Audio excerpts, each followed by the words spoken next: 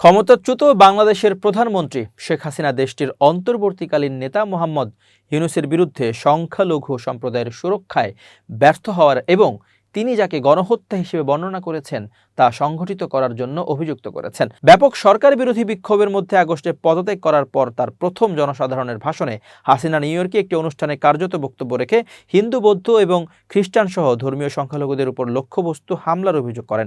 বাংলাদেশের বিজয় দিবস উপলক্ষে একটি অনুষ্ঠানে বক্তৃতাকালে আওয়ামী লীগ নেতা বর্তমান সরকারের অধীনে সংখ্যালঘুদের ক্রমবর্ধমান দুর্দশার কথা তুলে ধরেন। সংখ্যালঘুদের উপর এই নিপীড়ন কিসের জন্য, কেন তাদের উপর নির্মমভাবে হামলা করা হচ্ছে, সেই প্রশ্ন করলেন তিনি আবারও দাবি করেছিলেন যে তাকে এবং তার বোন শেখ রেহানাকে হত্যা করার একটি ষড়যন্ত্র ছিল, যা তাদের পিতা শেখ মুজিবুর রহমানের করুণ পরিণতির প্রতিফলন করে। যিনি 1975 সালে নিহত হয়েছিলেন। সংবাদ সংস্থা পিটিআই এর একটি প্রতিবেদন অনুসারে তিনি তার ক্ষমতাচ্যুত হওয়ার কথা উল্লেখ করেছিলেন এবং 5 আগস্ট তার সরকারি বাসভবন গণভবনে সহিংস ঝড়। হাসিনা বলেন, সশস্ত্র বিক্ষোভকারীদের দিকে নির্দেশ করা হয়েছিল। গণভবন নিরাপত্তারক্ষীরা গুলি চালালে বহু প্রাণহানি হতো। আমাকে চলে যেতে বাধ্য করা হয়েছিল এবং আমি তাদের বলেছিলাম যে যাই ঘটুক না কেন গুলি করবেন না। শেখ হাসিনা বাংলায় বলেন, ইউনূস এবং অন্তর্বর্তী সরকারের অন্যান্য নেতারা সংখ্যালঘুদের বিরুদ্ধে সহিংসতা চালাচ্ছেন।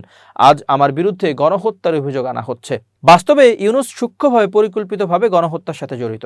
হিন্দু, বৌদ্ধ, খ্রিস্টান কেউই রেহাই পায়নি। 11টি গির্জা ভেঙে ফেলা হয়েছে, মন্দির ও বৌদ্ধ মন্দির ভেঙে ফেলা হয়েছে।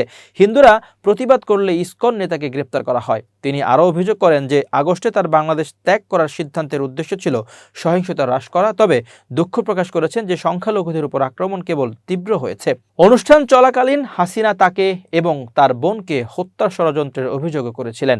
যখন মানুষ নির্বিচারে মারা যাচ্ছিল, আমি সিদ্ধান্ত নিয়েছিলাম যে আমার চলে যাওয়া উচিত। তিনি বলেন, তার পদত্যাগ সত্ত্বেও সহিংসতা অব্যাহত ছিল। ভারত বাংলাদেশের সংখ্যালঘুদের, বিশেষ করে হিন্দুদের উপর সহিংসতা ও নিপীড়নের ক্রমবর্ধমান উদ্বেগ প্রকাশ করেছে।